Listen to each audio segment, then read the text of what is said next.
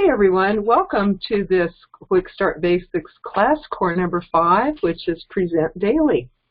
We are super excited for you to join us tonight. Our goal is to equip and empower, entertain, and educate you on the basics of building your business. The goal of the school is to teach you how to build a strong and profitable business, and would like to welcome our new members who are on tonight, David Roeder, and Louis Otis. I think Louis, this might be your first time on here. I hope you can hear us okay. And of course we have Liz Dickerson and Pasha, Adrian, and Linda Jo on here. Welcome to you too, Linda Jo, and everyone. So glad to have you. And welcome to our new members who are also hearing the replay. Before we get started and before we do any introductions, I want to invite you to grab a pen and paper so we can let you know what's coming up this week. We have our MLM Lunchtime Leadership Show Monday through Friday, noon Eastern Time, on that Facebook group, MLM Lunchtime Leadership Show. This is a really cool public class that everyone's invited to, so you can invite your team members, your friends, and everyone. One of our members here, one of our students here, Becky Gustafson, invites her family. She gave them all a copy of that book that we teach from on that class, The 21 Irrefutable Laws of Leadership by John Maxwell. She gave all her family a copy of that book and the link to the show. And Becky's, I hope you can make it on. If you're here in the replay, we've been missing you. I think she's had some dial-in trouble, but thinking of you and hoping you can make it on yet tonight. So that is... leadership is what we do after we learn to, in network marketing, learn to sell the product or service and then learn to train our team members to do that. Leadership is the next step of developing those big teams and residual income. So that is what that show is for, and it's for everyone to pop on. It's becoming a really increasingly popular show. There is another leadership class that we teach within the school. It's a private one on Wednesday nights, and it is a paid private one. It's a very serious one. It's 90 minutes long of one book of John Maxwell's a month. And currently we're on this book, Developing the Leader Within You 2.0. And if you're in the class, be sure that you get the 2.0. That's his latest version. And if you are not yet in that class and are thinking about it, just private message me and I can hook you up. It's very, very powerful. 90 minutes again with, and then we turn it off and have open coaching after that. So we dive deep into becoming a leader. Also on Tuesday, at 3 p.m. Eastern Time on Facebook Live, Jeff and I also teach another aspect of the network marketing business that is free and open to everyone too. So you are certainly welcome to that. January 25th to 27th is coming up, a wonderful regional, an in-person regional that Jeff and Brandy are putting on in Indianapolis. It's called the Launch Free Enterprise Summit, and it's about financial language and mindset, how to be a business owner, and what you should know about money. So this is pretty important stuff. The last breakthrough event they had in October, I attended, and some of our other class members attended. Everyone there just loved it. So it's always really powerful and jam-packed full of information, like you could expect from us and from Jeff as the main speaker and teacher of that. So anybody in that area or that can make it in, we've had even people travel from a few states away to get there. And anyone who can make it in, there is a Facebook event called Launch Free Enterprise Summit. So you can learn about it there, register for that there, or just ask us questions, especially Jeff, about that event. So by way of introduction for us, you all know, I think, that Jeff has personally recruited over 500 people frontline in network marketing. He's built 2 teams to over 5,000 people. His teams had 5 of the top recruits in the state in his company. His teams have produced over $10 million in sales, and his team for 4 years had been one of the top 25 teams recruiting in the country in his company, and more and more. He's also qualified to teach the leadership classes that I mentioned because he's a certified John Maxwell trainer, speaker, and coach. And that was not cheap, and it also, it was an investment of time and energy to do that too. So he's a guy who has been where you want to go and you should listen to, and who has invested himself in bringing the very best quality and the very best truth about this profession to us. So I'm really happy to be teaching along with Jeff. Me, I was at network marketing full-time for years, helped me raise my son as a single mom. And but I was very shy, and I had to learn to overcome that to be able to do this and to be able to help people with my health products. But I was so shy that I shy as a kid that as a child I would hide when company would come over. I'd go in my room. But yet I went door-to-door network marketing. So I've overcome the mindset, learned the skills, and I love teaching network marketers how to do that because it's a special passion of mine to help people with a better life in this tough economy. I don't know a better solution, and I love doing this. I love teaching. I also became a body-mind therapist when my company went out of business. I became a body-mind therapist 30 years ago, helping people with their own personal growth and with mine as a coach and counselor. So that is a little about our background. We've been teaching since May last year in the school, the MLM Millionaire Club Generic School for Network Marketers, and very glad to bring you this. This class tonight is for all levels, starting, long time, moving, stuck. If your focus is customers, recruits, or leadership, this class is for you, this core basic class. This helps you leave a good foundation for yourself and your team, and to make money. It's all the important stuff you need to know. It's very, very powerful, the class that you're in. This is where you connect with people, interact, have fun, and stay on track. The 10 core commitments this class is built on tonight, we're doing number 5. And I'm going to read all 10 for you real quick. Number 1, get started right. Number 2, be here a year from now, which you keep repeating. Number 3, personal development. Number 4, market daily. Number 5, present daily. That's tonight's. And number 6, attend a weekly presentation. Number 7, attend a weekly core training. Number 8, attend a monthly regional. 9, attend all company conventions. And 10, the monthly action plan. Of course, you're doing number 7 right now, which is the core training. So this includes the mindset and the skills in network marketing. Tony Robbins has said repetition is the mother of all skills. That's why we dive deep. We teach all of these things over and over from different angles, so it always seems new. I always learn a lot myself every class. And we want to sharpen your knowledge of all these basics.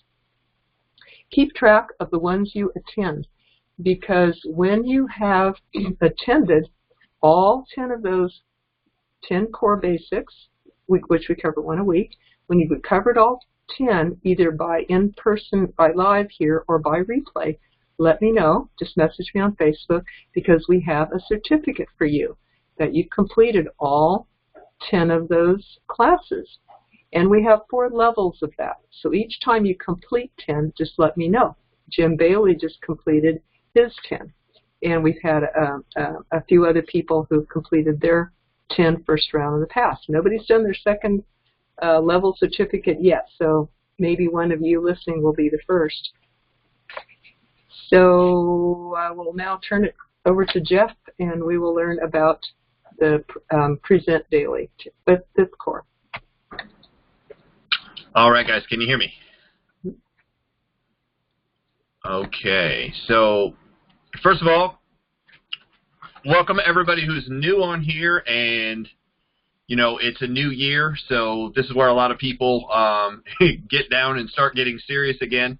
A lot of people take the holidays off, which is okay, but this is where most of the growth happens inside of network marketing. For those of you who don't know, most of the growth actually happens in the first 5 months of the year. Why is that? A lot of people do New Year's resolutions, and another thing that happens is tax returns come in. When tax returns come in, the money comes in. When the money comes in, people start thinking about doing stuff differently. Everybody has reflection time, usually at the beginning of the year. You think about, oh my gosh, what happened last year? What did I get done? What did I not get done? Some people spend half the year beating themselves up and then half the year thinking about why they beat themselves up for half the year. Some people are like, okay, it's finally my time. Let's get ready to go. So Happy New Year to everybody. It is 2019. It's already the 5th or 6th. Is it the 6th today? Yeah, it's the 6th today, depending on where you are in the world. Because I did see that there was a plane that took off in Japan in 2019 and landed in 2018. So time travel is actually possible in the world right now, a little bit. So with that being said, tonight we're going to go over presentations, present daily. This was probably the most important thing that I got out of my 2 decades of learning about network marketing and being involved in companies. I did start when I was 17. I lied on my application. I didn't know any better because I hadn't read that yet. I didn't learn that part. Should be honest and forthright. I was just like aggressive. Let's do something. It said you need to be 18. I changed the year, and I was like, who possibly would know? So I got in. I went home, I told my parents, hey, guess what? I got involved in direct sales and network marketing, and I got the speech that, any ignorant person would give. Those things don't work. You can't make any money. Nobody makes, that's what they said, nobody makes money in those. And I was like, well, if nobody makes money, why does the company even exist? That doesn't make any sense to me. Well, most people don't make money. So, okay, so what you're saying is don't be like most people. I'm like, I didn't want to be like most people anyway. My personality was, when I saw something and people told me I couldn't do it, I wanted to do it. I had an authority problem. Anytime somebody said don't, I was like, hey, sign me up, burn down the building, don't play with fire, don't stay up too late, don't run with scissors. I did all of that combined on a skateboard blindfolded. For those of you who saw Bird Box or whatever the movie is, all I know is there's a blindfold. I haven't watched it yet. I don't have time for it. But I heard it's really good. So if you do take 2 hours, 3 hours to watch it, I heard it's very, very good. Tonight we're going to talk about presentations, but first let's go through the process and really the philosophy behind this, because we do have new people on here, and I want you guys to know kind of the philosophy behind what I've learned. And it's just what I've learned. Many, many people know this. Once you've been in long enough, you kind of accidentally run into it. But there's 2 philosophies inside of network marketing. The first one is let people try the product, and the product will sell people into the business. And the second kind of mindset is you're building a business, so you're looking for people to get in to begin with. And I really see those 2 philosophies. Most people, and I say most people because most of the people that I've recruited, most of the people I've talked to inside the industry, inside the different companies I've been in, most people always go to what they feel is the least common denominator, the easiest, simplest thing. And what I found is that most people think that just getting people on the product and selling the product itself is the easiest, most, common denominator that everybody should do. And here's kind of my thought process behind this. If you look at all the products in network marketing, if we built a funnel from the ground up, and it gets wider at the top, basically what you want to do is you want to pitch the thing that's going to attract the most people. Wouldn't you agree? Like if you're trying to build a business, you want to attract the most people, not the least amount of people, but the most people. And here's just something that I found out through building the business. For all the people who get in network marketing, there's only about 3% of people who actually participate in building. 3% participate in building. So if there's 100 million people involved, 3%, that's 3 million people are actually participating, maybe 4 million if we get really lucky. 5 million talk about it, but 3 million actually go out and do it. Why is that? Well, if you look at the statistics, a third of people get in for a discount. A third of people get in to kind of have an option to do something else, and then a third of people get in to say that they want to build. But out of that third that say they want to build, only about 10% of people actually do. And when I realized that, I started looking at statistics based on companies and the success levels of people who make money. And I don't want to, again, this is generic. So for those of you who are here, the reason this is generic is this should be a safe environment to learn in. We don't want to pitch companies. We don't want to pitch names. We try to use generic everything. And again, I think Bess already said this. If this doesn't fit exactly what your company's doing, I'm not showing up at your house on Tuesday night to, necessarily do your meeting for you. If your upline is, you want to listen to them and have them help you. So you just want to gain knowledge from this. Take what you can use, discard what you don't want to use or can't use, and move forward. And that's basically what we want to do, is we want to show you how to build your business. So we have these 3/3. We found out that only 3% of people inside of the industry actually go after it to make money. So what I wanted to find out is, what is that 3% doing that everybody else isn't doing? And the first thing is that they got active. They started doing something. But what I found is there's a lot of no training in the industry, and there's a lot of bad training in the industry. And what I mean by that is you hear a lot inside the industry, just go out and work hard, be yourself, just, be excited. Be excited and tell them nothing. I like that. I like the fact that say, don't sell anybody, just educate them, but we want you to bring them to a meeting so we can sell them. There's a lot of conflicting messages inside the industry. And when I finally started organizing what I was doing, I drifted in the industry for a long time. I went to a lot of meetings. I bought a lot of tapes, cassette tapes. I bought a lot of DVDs. I bought a lot of training programs. I drove all over the country, flew all over the country, stayed in hotels, listened to the people up on stage that passed, through these different levels and different companies. And eventually I got to the point where I said, look, I'm going to boil this down to the least common denominator. I'm going to make a plan for myself. And when I did that, and I started really questioning everything that they were teaching, and I boiled it down to what I not only wanted to work but would duplicate, I was able to build real fast. It was almost like it just took me long enough to get my philosophies in the right order. And once my philosophies were in the right order, building the business became very simple. So number one, getting started right. This was actually, funny enough, this was one of the last things that I learned. It seems like it would be the first thing you learn, but I spent so many years in the industry getting told that when you start somebody out, you should sit down and plan their life with them. And what I mean by that is like, do a dream building session and build a dream board with them, and spend hours cutting pictures out of magazines and finding out what they want, and build a relationship with them, and know the color of the carpet in their living room. And I'm just giving you just stuff that I heard over years. You need to know their kids, and you need to know their pets, and you need to know, their fears, and all of this stuff that you're supposed to know. And then you want to build a list of over 100 people with them, and you want to invite everybody over, and you want to have one big meeting. Raise your hand if you have ever heard any of that. I mean, I raised both hands. That was the kind of stuff I was taught. And I don't know about you, but I didn't find that working real well. Like, in fact, it usually blew up in my face. I usually spent a lot of time with people.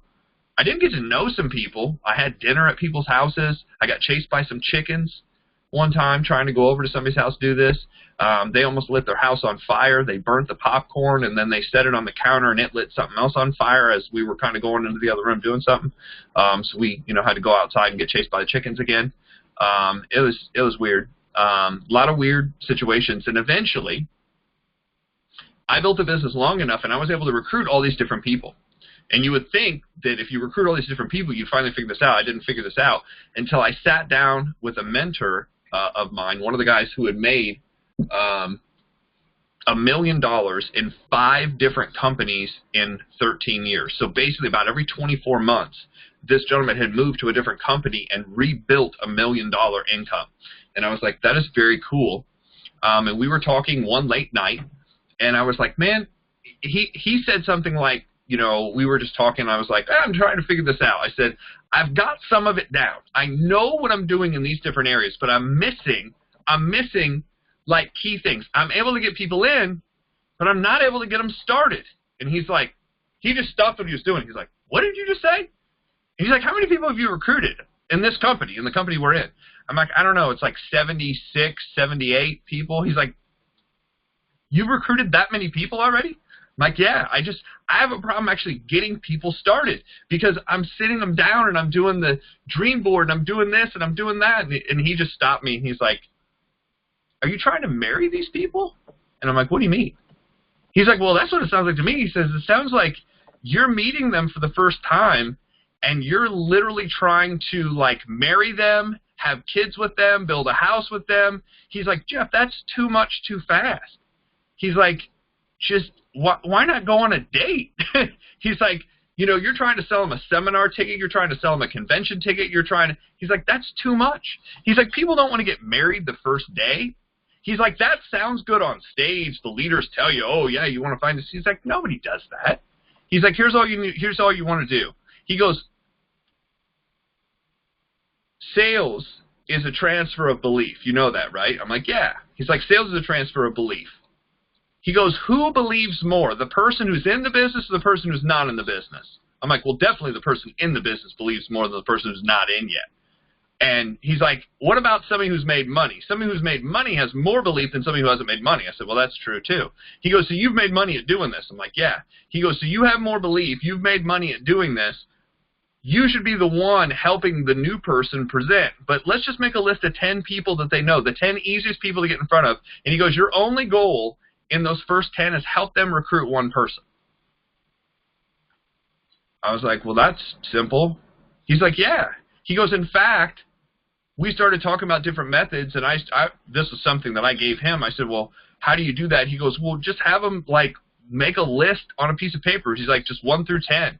He's like, all I do is I bring over a piece of paper, 1 through 10. Who are 10 people? He goes, our objective is I just want to show you how this works, and I'm going to share it with some people.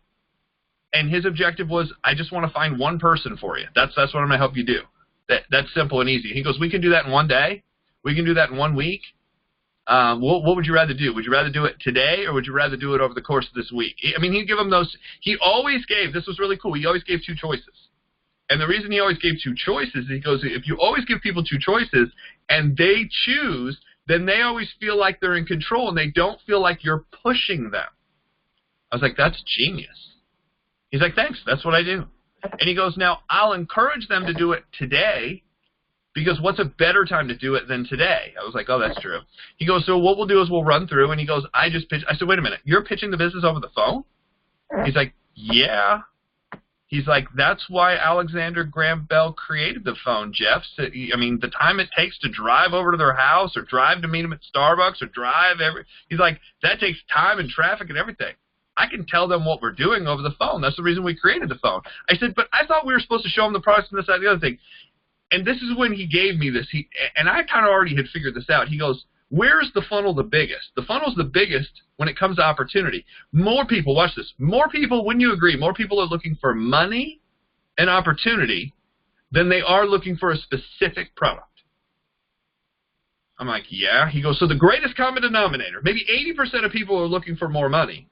Well, 100% of people are looking for money, but there's a small percentage that are willing to do something about it. But most people are looking for more money, and then there's a smaller percentage of people looking for a specific product. He goes, so what I do is I always lead with the money. I always lead with the opportunity. Always.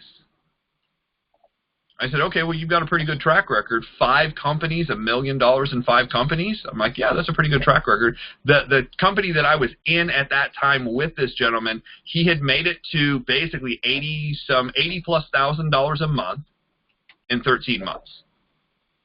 It's pretty fast. So I was like, obviously, this guy knows what he's doing. He goes, you know, you just have to figure out what your number, what your ratio is. He goes, about how many people do you have to talk to recruit somebody?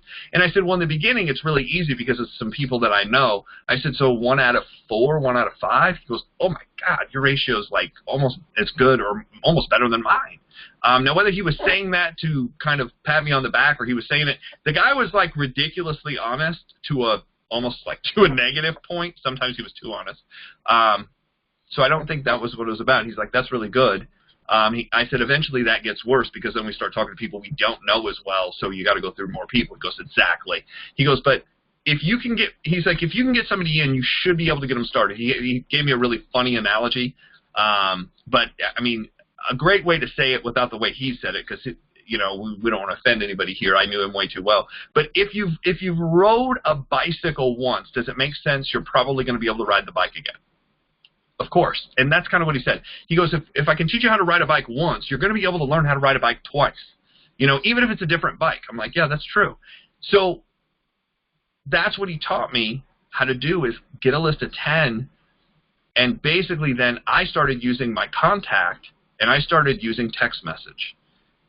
And that's where my business really, really changed. We were able to, I want to say in the next 90 days, I was able to build a team 20, almost 30, I want to say it was like 27, 28 deep. In like a 90-day period of time, we were able to go that far down, and it was all organic. That was the key. It was all organic. And it was just like, hey, can you get me on the phone with somebody? I said, you know, once I explained, our objective is we want to show people what we do, so if they run into the right person, they can refer them to us. Stop trying to sell them. Stop trying to get them to buy your product. Stop trying to get them in. And just open the door to being able to educate them about what we do and let them decide. I said there's 3 objectives we're trying to go for here. The first objective, the most important objective, is what? Referral. I want them to know what I do so they can refer me. The second thing I want them that would be great is if they become a customer. And the third thing is becoming a recruit. Now, in the end, what do I really want? My whole philosophy, my whole structure, my purpose in showing them is for the referral. But the persuasion part of what I'm showing them is for, I'm looking for reps. Just so you guys know, there's what I'm doing concrete, and then there's my overall objective, right? They're the same. Educate for these 3 reasons, these 3 tiers. Tier number 1, which is the greatest, for the referral. Tier number 2 is for the product if they need it. And tier number 3, which is the greatest, you know, outcome, the best outcome that I could get, is a recruit. Not a builder. There's a difference. A recruit is somebody who comes onto your team, who's locked into the matrix space of whatever your comp plan is. Doesn't necessarily mean they're going to build. They didn't even say they wanted to make money. Remember the 3 reasons why people get in? Number 1, 33% get in for what? They get in for the discount. You know, they're buying wholesale. Now, not every company out there will buy, you can buy wholesale, but most companies do, and that's why the greatest reason why people get in is the wholesale discount. Not to build, not to have an empire, not to buy a plane, not to get a car payment, not to get a bonus, not to get a lifestyle bonus, not to get an override, not to get a team bonus, not to get a residual income check. They got in for a discount. That's it. They looked at the math, and this is something that I was doing already. They looked at the math, and I said, well, you could buy it for this price, retail from us. You can go online and get it anytime you want. There's a preferred customer program where you have to get it every month. Watch the words, have to. To get this discount, you have to get it every month. You are locked in, and then there's the wholesale rep thing, and there's 2 kinds of these. The wholesale is you can buy whenever you want. You get the discount, you get the best discount off the product, and you can get it whenever you want to. You don't have to be locked into a monthly. Now, if you want to build, it'd probably be a good idea to do that, but you don't have to. That's the words, have to. Do you see how retail was real expensive? The second one, in a lot of cases, is actually worse to most people because nobody likes to have to. Nobody. They don't want to have to do anything. And then the third is they get to do whatever they want to do. So most people are like, well, for the cost of getting in, I mean, it just kind of makes sense to be a rep, doesn't it? When people start telling you that it's a good idea to be a rep, you've said it the right way. I was like, yeah, I guess. I was like, is that what you want to do? Yeah. I said, well, does it make sense to do it now or payday? You know, I mean, because I don't know what your financial situation is. I gave them the out. So instead of forcing them, oh my gosh, let's sign up right now. Well, does it make sense to get in right now? Like, can you put it on a credit card or something? Or does it make sense to get in on payday? Because a lot of people live paycheck to paycheck. I basically give them the out so they don't have to say, well, I have to think about it. The reason they're saying, well, I have to think about it, I have to talk to my spouse, I have to talk to the dog or the cat or the goldfish that they have, the reason they say that is because they're stalling because a lot of people just don't have the money. Does this make sense? So that's a process. Education, for those 3 reasons, because we know the numbers, the statistics. When you start knowing why people get in and why people do what they do, it becomes a lot easier. That's how I get them in. The second thing is you have to be doing this stuff. You have to be doing this stuff for at least a year. Now, the reason you want to do it for over the course of a year, in motion, in action, is because you pick up so many different things. The second year, I remember the guy saying, well, you want to be here a year from now. I was like, I've been here a year from now. He goes, then in general, what you've done is you've picked up enough stuff where you're not only active, but people are now watching you do it. That's where you should be. People should be watching and asking you questions. The third year, the people who stuck around the second year now are in your position, and they're starting to bring you different scenarios because you've just seen more. And he goes, this will go on the rest of your life inside of the business. He's like, you never learn it all because there's always a bigger level to learn more.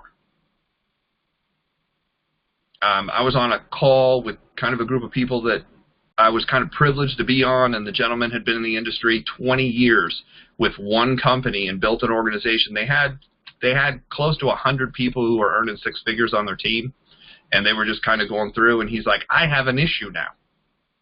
He's like, it's hard at my level to find a mentor because there's not a lot of people in the industry who have been with one company for that long that have 150 or 200,000 people on their team.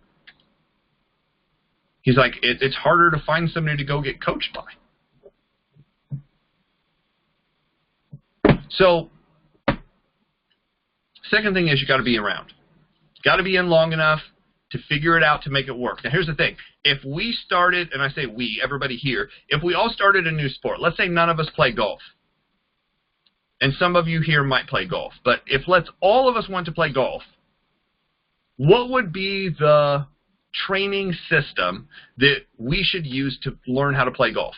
Well, the first thing is we'd have to learn the basics, right? We'd have to learn how to stand, where to stand. We'd have to learn etiquette.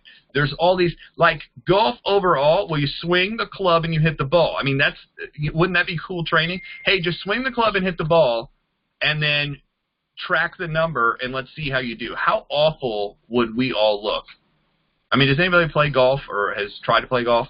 I mean, you know how awful that would be if all of us went out and that was the only training we got? But that's a training we hear in network marketing all the time. We'll just go out and swing. But if we had a system, if we had a golf pro that said, okay, the first thing we're going to do is we're going to talk about getting some clubs that match your height, your weight, you know, how you're going to swing, and then we're going to teach you how to swing.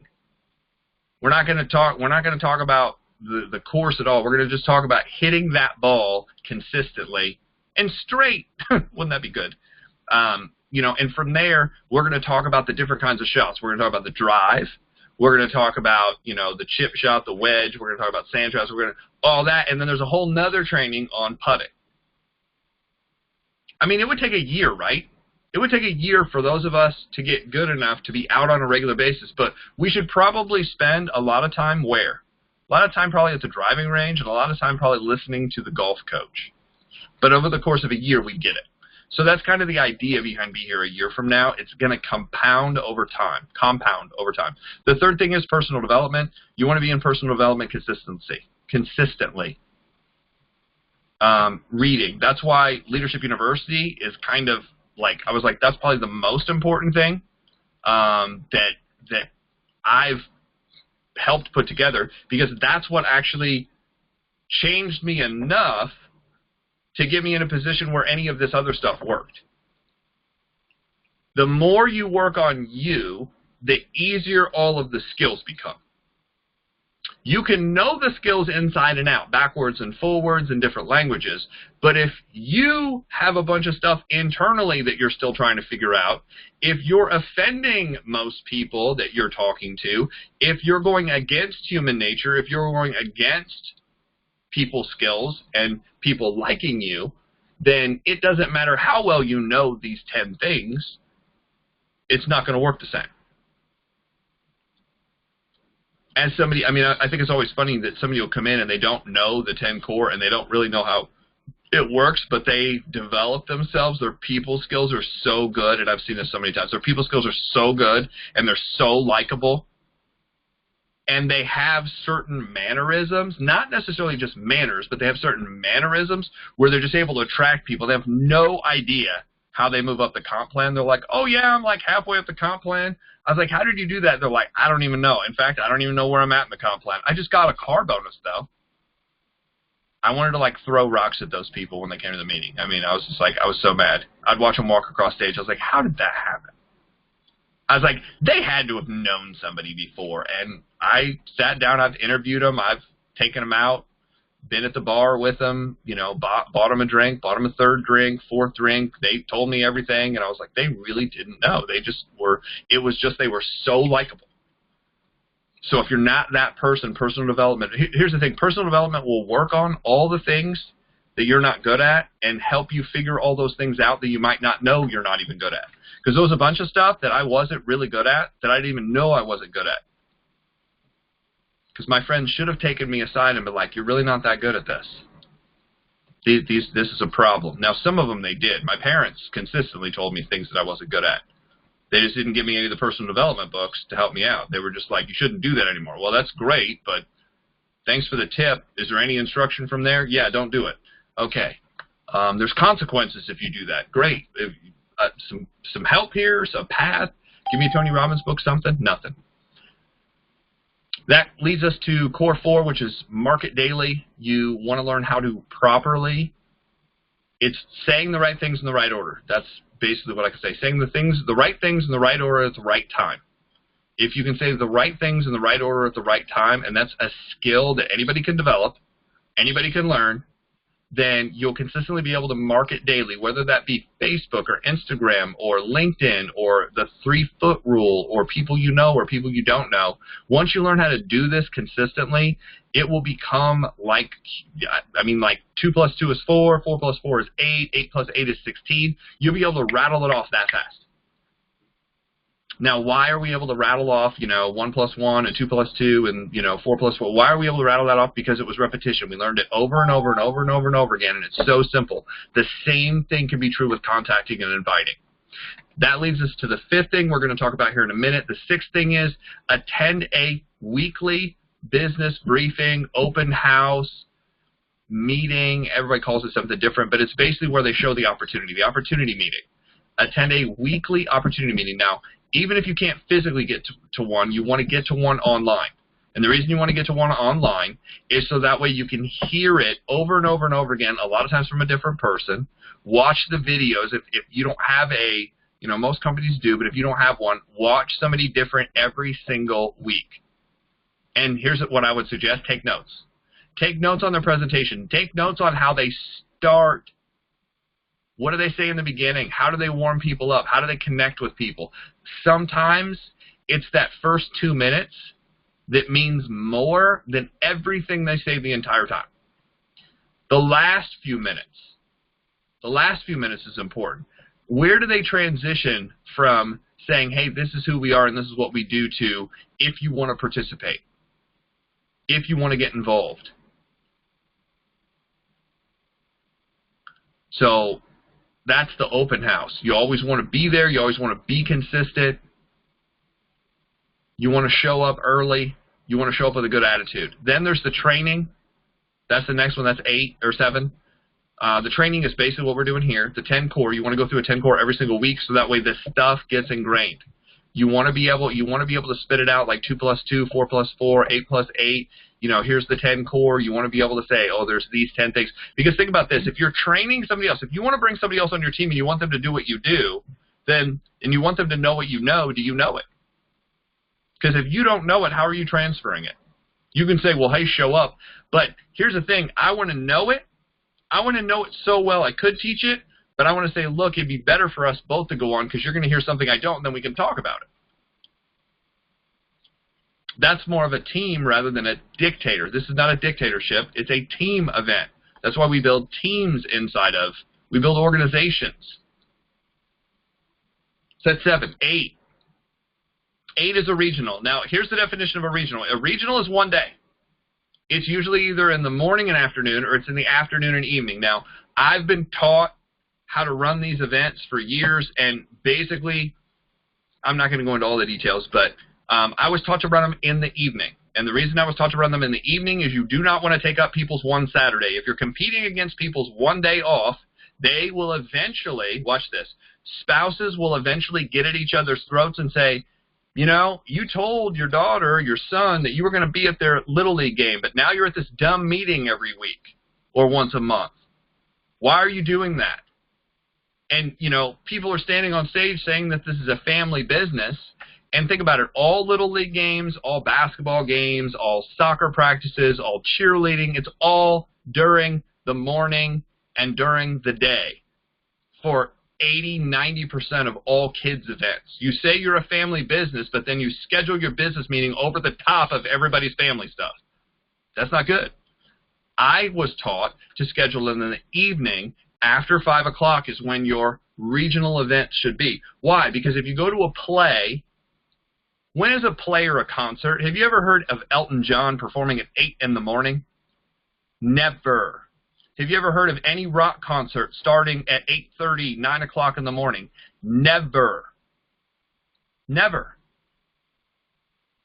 When are those concerts? They're always in the evening. Do you think Phantom of the Opera is ever going to be on at 9 a.m.? Never. It's always going to be in the evening. In fact, the headline show is usually the latest part of the evening. So the idea is if you want this to be couple-driven, which couple-driven meaning husband, wife, or significant other, if you want it to be couple-driven, which is going to have the best effect, the best long-term residual, you want to schedule that stuff in the evening. 3, 4, 5 o'clock or on, so that way people can get up, they can go to all their kids' events, they can attend everything, they can take pictures, they can go back, they can get dressed, they can get ready, they can get some food, and then they can get to the event. And that is date night. That is date night. That's how I was taught. And the people who taught me that have built the largest organizations inside of this industry.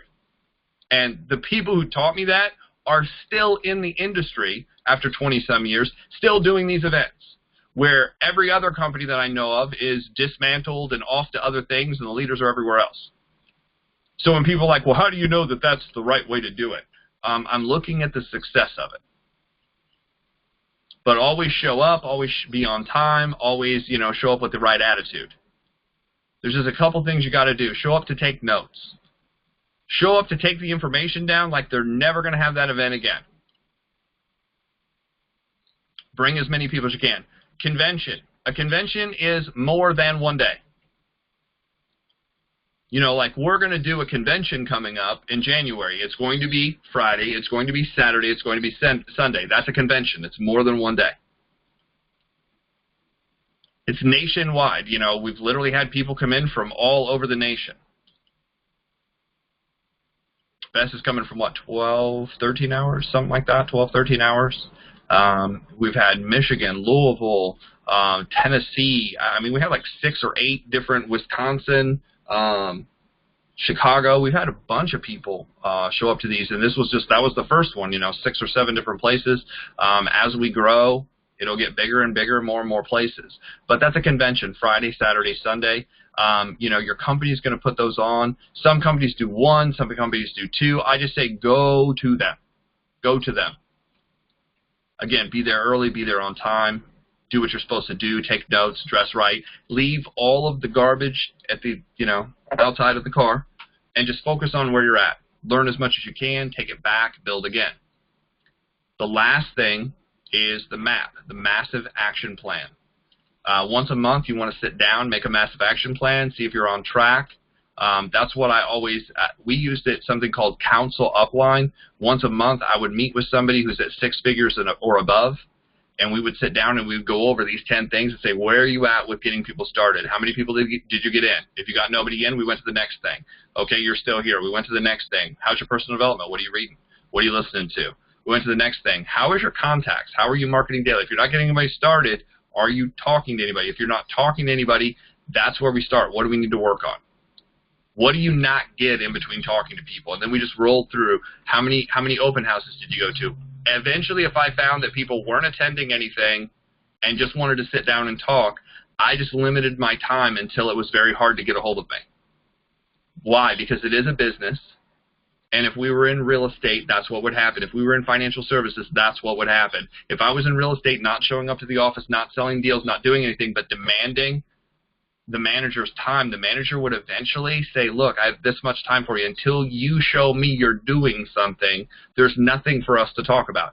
Again, I will be here to help you with your professional skills, but if you want counseling, you're going to pay me as a counselor.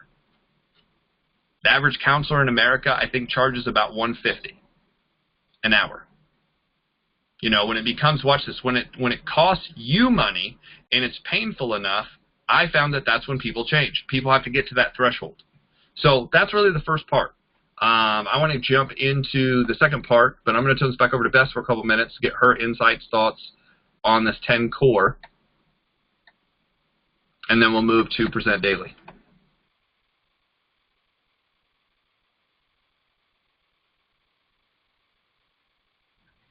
Awesome. Great overview of the 10 core commitments. We are going to go for a total of 90 minutes to start, and then after we're going to turn the recording off, or we're going to have time for open coaching and questions and answers, and hear from you guys, your thoughts, your tips, your insights. So if you have something that comes up for you, a question or a thought that you would like to share, jot that down now, because afterwards we will be asking you what was the best thing that you got from tonight, and do you have any questions? So the cool thing about well, first of all, I'd like to welcome Doris Haskins, who's popped on. Welcome, Doris. And you can find a lot of information, including the Always Get a Yes book. You're about to hear how to present, how to market daily. That would be how to, in number 4 core commit, which we did last week. That is how to invite people, how to reach out to people, how to connect with them, how to invite them to your business, how to get them in front of your presentation, your 10-minute presentation. Tonight, we're going to cover that 10-minute presentation and how to do it, and you know what other nuances around that can help you have success. Now, both of these, how to invite and how to do your 10-minute presentation, what you're about to hear tonight, look in your book. Always Get a Yes book, that ebook. That is in every email that you get from me. There's a link in there. You can click on that book, and you will see a lot of this written down, like how to write your 10-minute presentation. Also in every email is a video from Jeff on how to do it too. So write as fast as you can tonight, but remember that you have those 2 resources. You Always Get a Yes book in every email, and the Jeff's video on how to do a 10-minute presentation also in every email. So those are 2 resources that you have. The cool thing about the favor script and the 10-minute presentation you're about to hear tonight, Jeff was mentioning lead with the business rather than the product. Well, sometimes it is appropriate to lead with the product, but guess what? That favor script that we teach, that he came up with and that we teach, covers both of those. I'm sorry, the 10-minute presentation covers both product and the business. So the cool thing about, one of the cool things about the 10-minute presentation is it will have both of them in there, the product and the business. And you have a copy of that in your Always Get a Yes book. When Jeff mentioned core number 3, the professional development, he mentioned Leadership University, and that is the Wednesday night class that I mentioned before. That is the Wednesday class inside this school. It is a paid class. It's very valuable. I think it will make, if you apply what we teach there, it will make you much more than you ever can pay for that class. So that is how to become a leader, and you could private message me for any questions to get into that class, to cover that personal development that we're talking about there. I think what you're about to hear next, presenting, it's the most profitable thing that you can do in network marketing. This is the money-making activity. Getting people to events is also, but first you have to get the people to get them to the events. So this is the gateway skill, I'll call it, this is the most important thing that you can do in your business. It's very good to track it, how many you actually do a day. Some of our members in here do have a goal already of how many presentations they want to do a day. So we're going to talk tonight about how to do it, how many you will need to do to make whatever kind of progress, how to figure out how many you need to do to make the progress that you want to make, and a couple of other nuances, like I would like to share about the 4 personality types and how to talk with people over the phone as well after Jeff presents. So back to you, Jeff. Okay, guys, so what we're going to do now is I'm going to go through 5 things. Why presentations, how presentations, when presentations, where presentations, and who presentations, who to present to. The first thing, why presentations? This is probably the most controversial topic, and what really kind of sets us apart is I actually say start out teaching people how to present, which is against the industry as a whole. And the reason it's against the industry as a whole is because most companies have tools put in place, and it's really, watch this, it's really to mitigate liability. That's part of the reason. So what I mean by that is that's legalese for it's making sure people say the right things, and they don't embellish too much, and they don't guarantee, and they don't say cure, and they don't say disease names, and they don't say all the things they're not supposed to, and they don't exaggerate incomes and start weird things.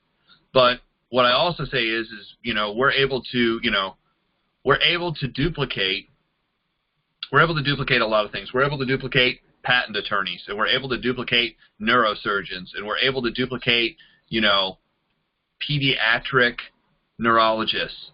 And there's 300,000 brain doctors in America. So if we can duplicate a brain doctor, I'm pretty sure we can duplicate a network marketer, as long as the things are written down in the right order. So here's the reason why I say present and learn a presentation is people will actually get involved with people for 3 reasons. These are 3 reasons why people get involved. People want to get involved with somebody who's clear, somebody who's concise, and somebody who's confident. People want to get involved with somebody who those 3 things exist. In fact, people follow people. People do not follow necessarily just programs. Meaning, I'm not joining the internet. I'm not joining the video. I'm joining a person. So if the person is clear, the person is concise, and the person is confident. Clear meaning you have the presentation where you're clearly delivering the message of what you're doing. 2, they're concise, meaning you can actually explain it in a 10 to 15 minute time frame. It doesn't take 2 to 10 hours to do this, because we want to be able to do something that somebody says, you know, I could do that.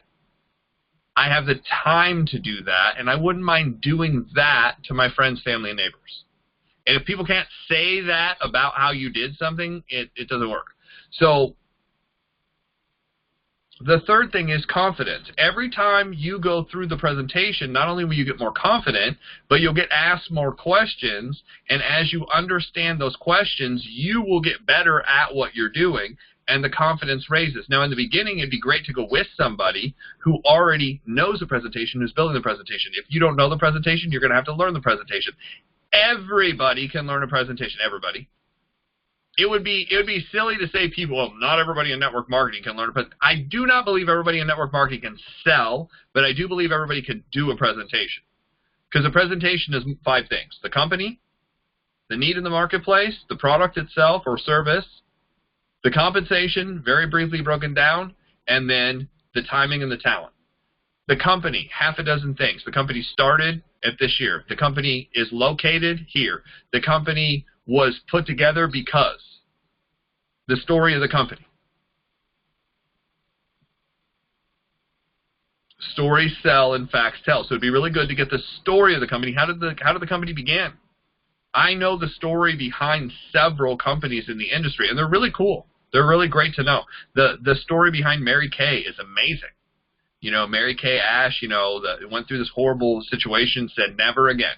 Never again will I be put in that situation. She's like, I'm going to build a company for women to basically take control of what's going on. And she ran with that idea and built, you know, now it's a $1 billion company.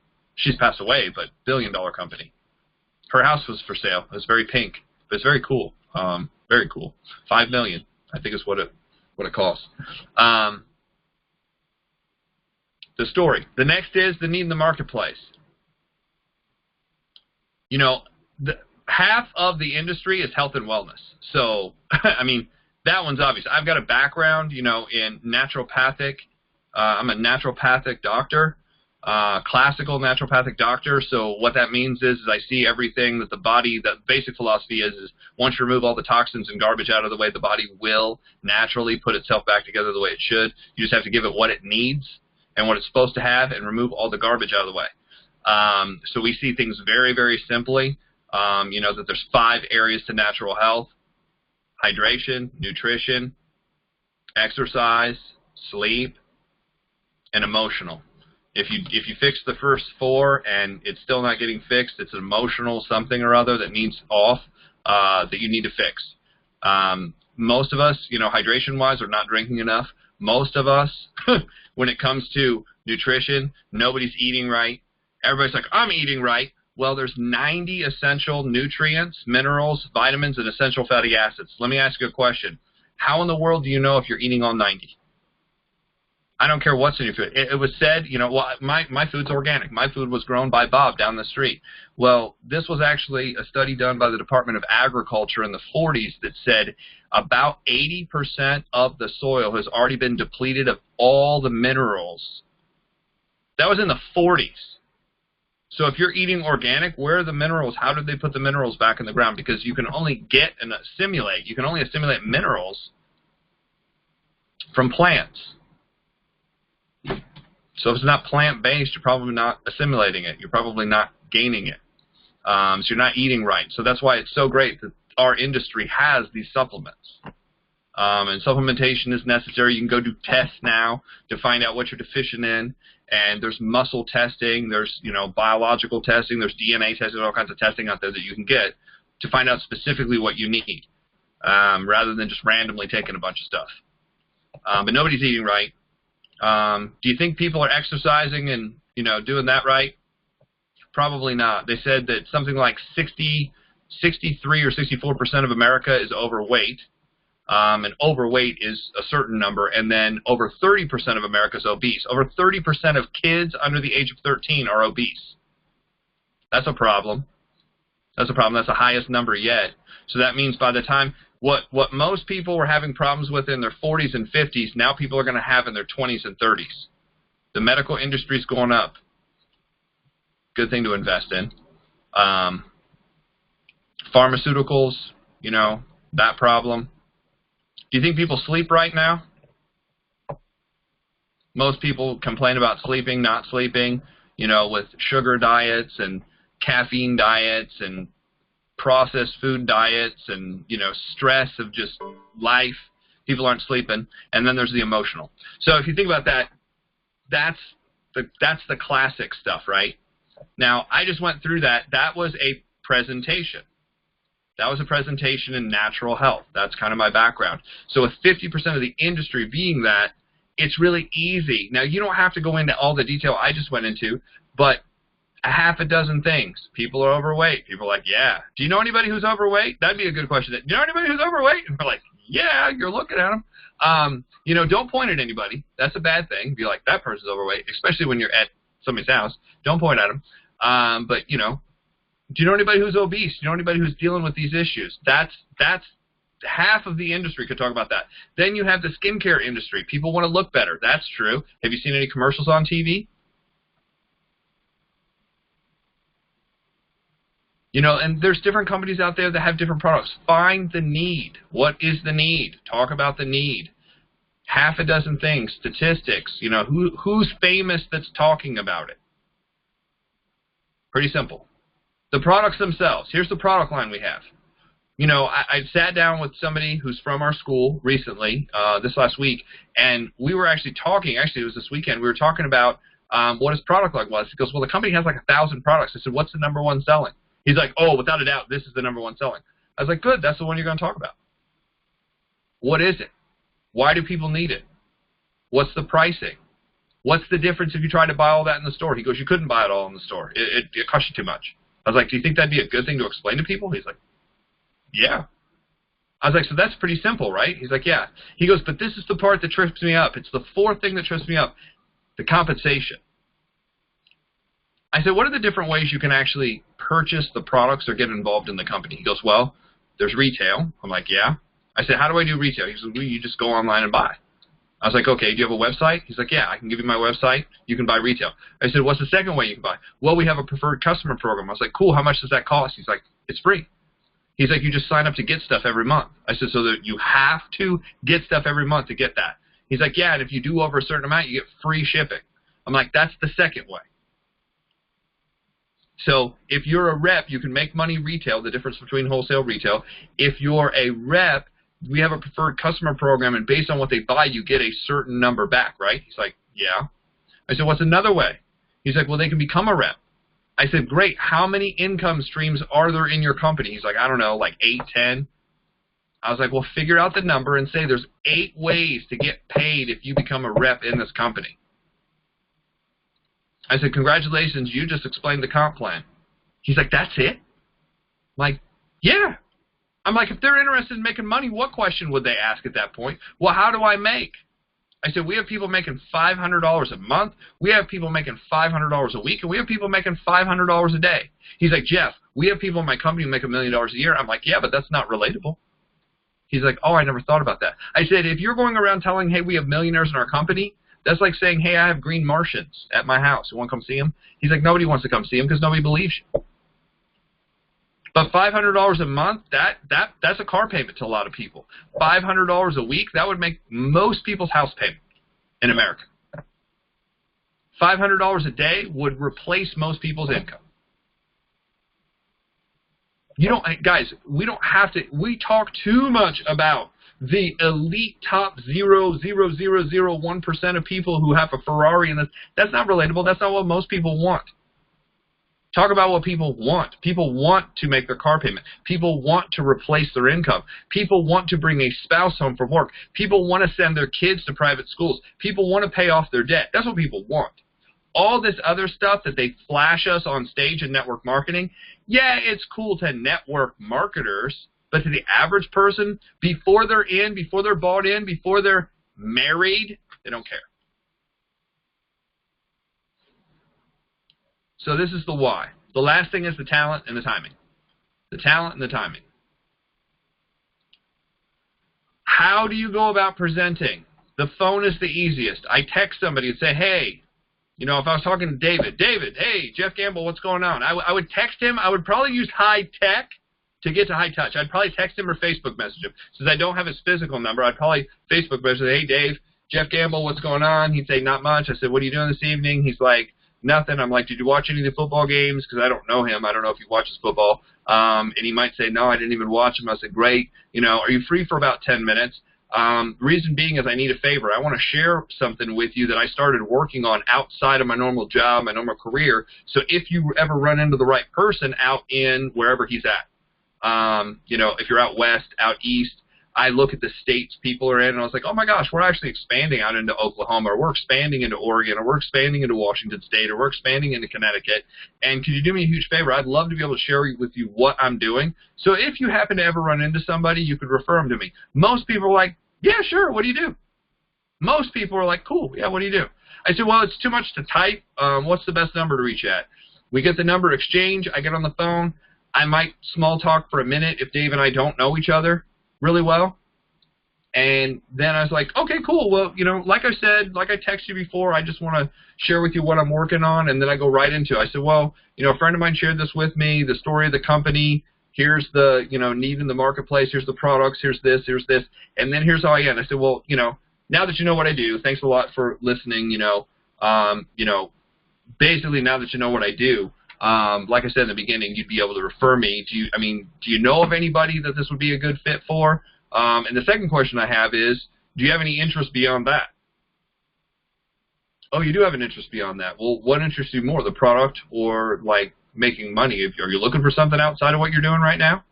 See, I don't assume, and I don't ask a bunch of questions up front to make sure. My goal is just to present. If I present, watch this, whoever presents the most wins. Whoever presents the most wins. Whoever presents the most in the right way wins, because if you present the most to people who you're tricking them into listening to you, that's not going to work. But if you present and open the door the right way for referral, people are like, sure, and you're going to automatically get referrals, you're going to automatically get customers, and you're going to automatically get people who are interested in money. Why? Because a lot of people are interested in money. A lot of people. Why? If you don't think a lot of people are interested in money, 70% of people say they don't like their job. 70%. I also read something that said 30% of people lie about questions like that. So, I mean, maybe everybody's interested if the money was right. How to present. Over the phone, 10 to 15 minutes.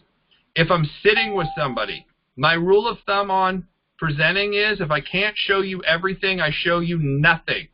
Why is that? Because I don't do half presentations. I'm not here to drop hints. Well, I was dropping hints to him about what I do.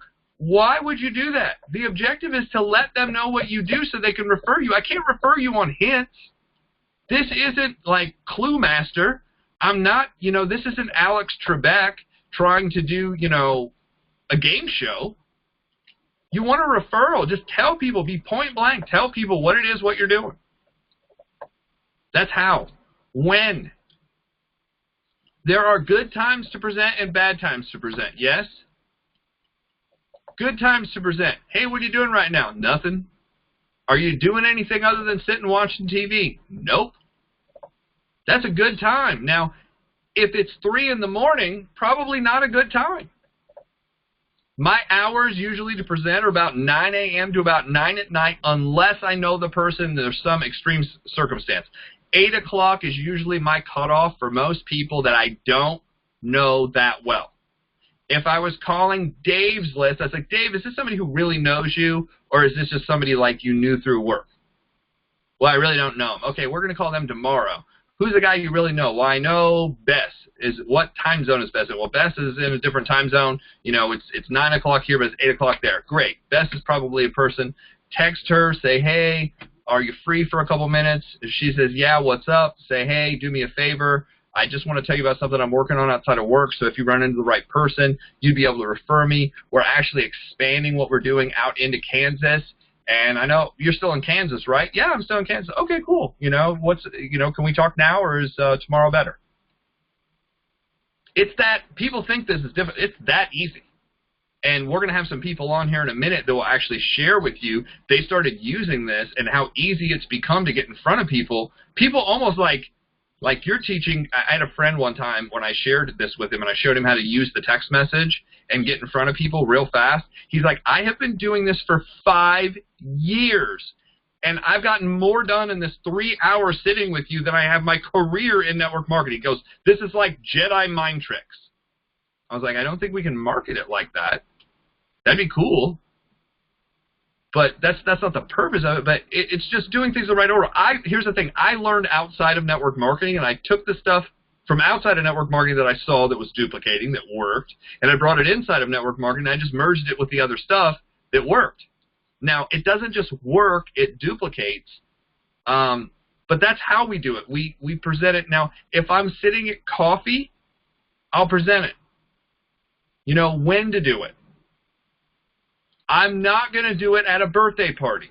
I'm not going to do it at a bar mitzvah. I'm not going to do it at a wedding. That's a wrong time.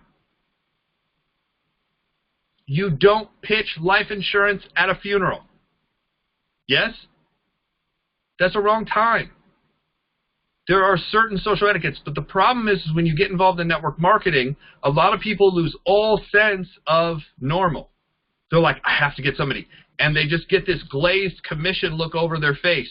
And they're like, I have to get somebody. The promotion, the time, like the quick start bonus is going to be done, and I have to get to it.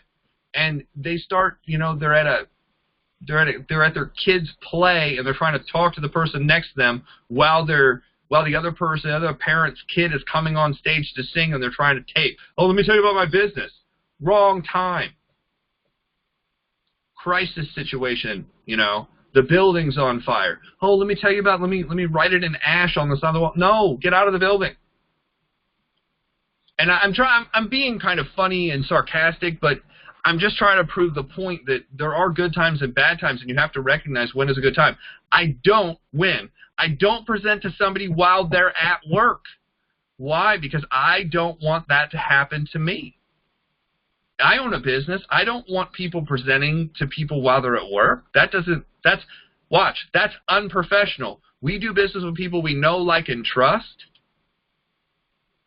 How liked are you going to be at that business? You might be able to come back and recruit the boss, But not if you talk to them at work and they catch you while that. Well, you know, I've had some people say, well, I don't do anything at work. You know, you might as well talk to me while we're here. I'm like, our company actually forbids that. I don't talk to people while they're at work. If you want to talk when you're done, if you want to talk on your break, that's fine, but not on company time. You're being paid to be at that company, even if it's there to sit there and stare at a screen. When to present. I also don't try to present the opportunity the first second that I meet somebody. You know, and you'll see this a lot. The waitress will come up and you'll be like, hey, how's your day? And they're like, oh my God, it's terrible. I'm trying to get out of here. Oh, well, let me tell you about my business. You know, do you have a napkin? I'll draw it for you. And, you know, it's 11 o'clock on Sunday. If you're at Cracker Barrel at 11 o'clock on Sunday, what's really happening? It's packed, right? Church just got out. They have a line that's 45 minutes long. And here you are trying to talk somebody's ear off, and everybody around you hates you. Because you're like, would you please let that lady or person go so they can bring me my breakfast? It's the wrong time. It's not professional. Watch, professionals set up lunches, professionals set up coffees, professionals set up dinners, professionals set up time after work. They set up a time to actually go over. If it's watch this. If it's important, you set up a time to talk about it. I just need 10 to 15 minutes. When's a good time after work? On your way home, when you don't have a kid screaming in your ear, when you're not trying to get to the vet, to the hospital, to the whatever, right? That's not the right time. When somebody's like, oh my gosh, I'm in a rush, you know, my kid just fell and we don't know what's going on. Oh, well, let me tell you about my business. I've watched people try to do that. I was like, no, now is not the right time. When? Where? Where? Coffee shops are great. Busy restaurants are not great. Bars are not great. Clubs are not great. If the music is so loud, if there's so many TVs that you can't pay attention, probably a bad place to share a business opportunity. I go to some place that's more quiet. There's Panera Breads, Denny's, Starbucks. I have a friend that tried to meet everybody in McDonald's. And I said, is there a Starbucks in town? He said, yeah. I said, go in McDonald's. What have you seen? And he always told me funny stuff that happened in McDonald's. Oh, my God, there was this fight that broke out, and somebody threw a milkshake at somebody else, and then somebody, you know, drug their kid out of there, and this, that, and the other thing. And I said, that was really funny. I said, do you realize all that's going on while you're trying to present a business to somebody? And this is nothing against McDonald's. It's just look at the crowds that are at these different places and say, who do I want to recruit? I said, you had the choice to go where? You had the choice to go to Starbucks, but you chose McDonald's because you were more comfortable with it. I said, do you see the problem? He said, no. Eventually he did because we had another conversation. Does this make sense? Would you go to Walmart and try to, like, check out at Walmart at 11 o'clock? You know, that'd be a good time to present. No. And then who to present to? Who to present to. You want to present to everybody in the beginning. But then what you want to do is you want to start recognizing who you are presenting to. Not who to present to, but who are you presenting to. Meaning, you have to start understanding, and Bess talked a little bit about this, about personalities. Now, I just went through this long course and just got certified. It's something that I've studied for years about DISC certification. It's the 4 dominant personalities. See, if you know who you're presenting to, you can present in a way that's more persuasive to that person. It doesn't mean you'll sell everybody. It just means you'll relate to more people. Because each one of those personalities has a dominant need, a dominant fixation that they like, and if you know that and you use that to your advantage in a presentation, it becomes much easier to deliver the information, much easier to get the result. For instance, the D-type personality likes things to be quick and fast and to the point. So if you start telling a story about everything else that's going on in your life and you try to warm up and try to hug and snug and all this stuff, and the person's like, would you please just get to the point? And you might lose the person. No matter what you share with them, you might lose the person in the first 5 minutes, and no matter what you say to them, how great it is, they're not going to be interested. The C-type personality is very numbers driven. If you're like, well, I kind of don't know like how much it is retail, and I kind of don't know how much it is wholesale, and I kind of don't know how much it is to get in or what the website really is, I'll have to call somebody and figure it out. The C-type personality, that's not going to go over real well. Now, the same thing is true if you're a D-type personality and you try to force, shove, and pile drive a presentation over an S-type, that's not going to work either. So learning these personalities, sitting down, reading a book about personalities and who people are, that'll help you more in your life than you could possibly imagine, but it'll certainly help you in your business. It'll certainly help you when contacting. It'll certainly help you in presentations. Watch this. You'll become more influential. And influence is the height of leadership. So with that, that is why presentations, that is how presentations, that's when presentations, that's where presentations, and that's who presentations. So what I want to do is, that's kind of the basic structure of it. What I want to do is turn this over to Bess to get some of her insights. And then we've got some cool people that are going to come on and talk about this. 1 second, Bess. You're unmuted. Okay, thanks, Jeff. I really like breaking it down into those areas, the what, how, who, why, where, all that. That was really good. So real quick about, I'll just segue off what you said about the personality types. I'm just going to share a couple of characteristics of each of these so you can know who you're talking to. And nobody is pure type, but everybody is more one than the other. So the ambitious type of, the D is the dominant, and they're ambitious type of people. Think Jeff when you think this. Like Jeff, okay. They like to get results. They like to act, control, decide, direct, develop, inspire, create, solve problems, tackle challenges. They may be daring, demanding, forceful, egocentric, determined, ambitious. Anyway, they have strong and weak points. But they're strong-willed, pioneers, restless, impulsive. And the way to work with them is to talk fast like them, to stay focused, use bullet points, change and variety, let them lead, let them think it's their idea, give them choices, and expect fast decisions. If you have somebody in your team like this, you might help them to calm down and weigh the pros and cons, and they're also not great at detail, so expect that.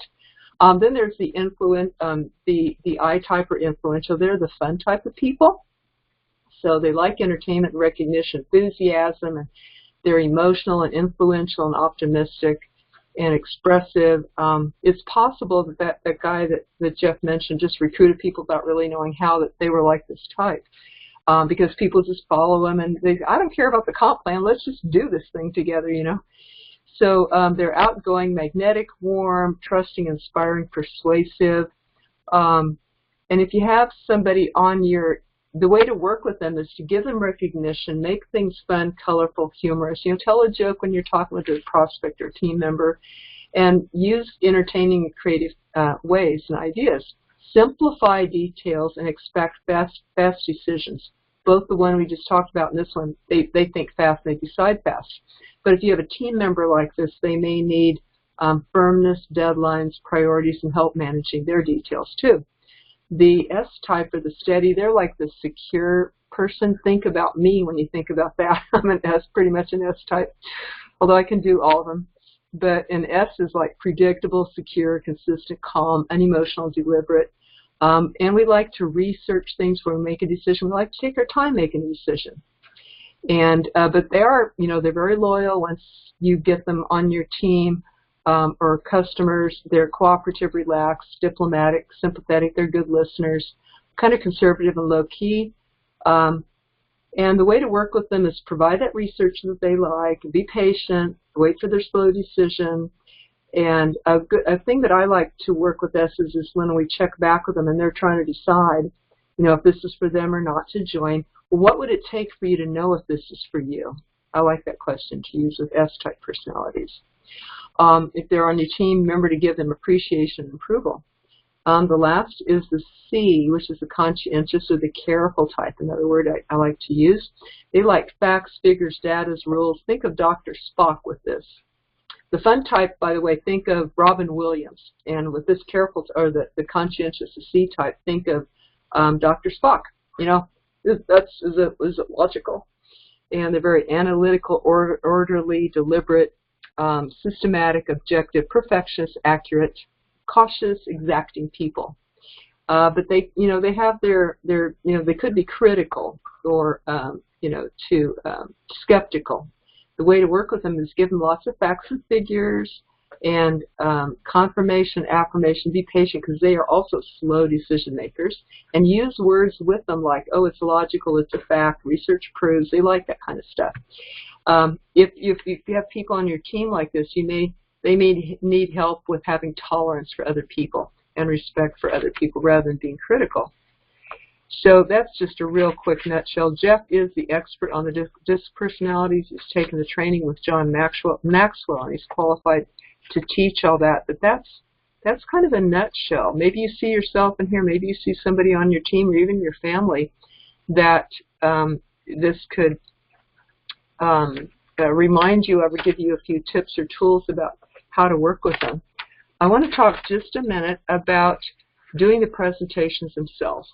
Very important to track those things because we often think that we do more than we actually do. And you need to track them and monitor that to be able to know what you're working with, to know how many you're doing a day and how fast you want to go. Now, if you do, we like to teach here, Jeff has a way, or has broken this down. If you're doing 15 presentations a month, that's crawling. It won't even beat attrition. If you're doing 30, that's walking. If you're doing 45 presentations a month, that's running, and 60 a month or more is racing. So decide where you are, where you want to be. Do you want to get ahead of attrition? Then you need to do this many presentations a day. And you also need to track how many you do so that you can see how many of that come out to be recruits. Then you know how many to do next month to get as many number of recruits as you want to get a certain rank or income in your company to get the results that you want. And remember the exponential effect. If you do 60 presentations a month and only 5% end up joining, which is kind of low, it's often 10 to 20, but let's say just 5 join, that's 3 recruits a month. And remember that if you have 5 people doing that, that's 18. If they get 5 people, that's 93 new recruits a month. And 5 people under them doing that, that's 468 new recruits a month on your team. And 5 people under that, that's over 2,000 people on your team a month. These numbers are real to some people. They could be real to you too if you give it enough time and patience and consistency. Okay, last I would like to share about phone tips, how to influence people over the phone. Some of these can apply to in-person as well. So Jeff talked about all the components of doing a presentation. This is a little bit more on the how, the art of it, how to have your mindset, your posture, your voice, and all that, and your volume to make it even more effective. And this applies especially over the phone. So 5 things: be enthusiastic, be eager to discuss, be patient, be ready to listen, be passionate, love what you're talking about, and be confident, like Jeff mentioned, be comfortable sharing your views. And humor, smile. And if you can get your person to smile, did you know that it's harder to say no to you when people are smiling? So encourage you smile yourself, which is contagious. And by the way, people can tell that on the phone even if they can't see it, because your voice changes and it provides reassurance when you're smiling, right? Which maybe you can hear my voice right now versus having my voice like this where I'm not smiling at all. So there's a difference in your voice when you smile, and you can, even if you don't have to tell a joke, but you can just have a humorous viewpoint or outlook, and sometimes it'll just strike me funny and people will laugh, something I'll think of or say. So encourage that humor and watch your pace, volume, tone, clarity also. Did you know that if you gesture while you're talking, it changes your voice?